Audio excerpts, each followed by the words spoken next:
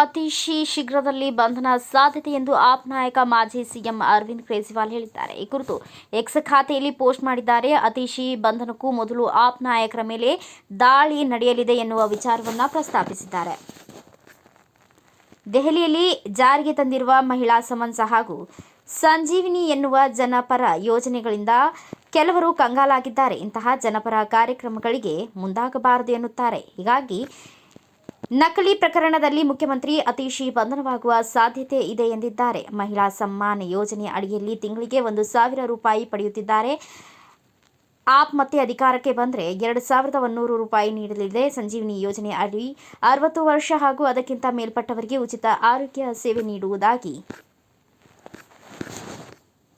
ಹೇಳಲಾಗಿತ್ತು.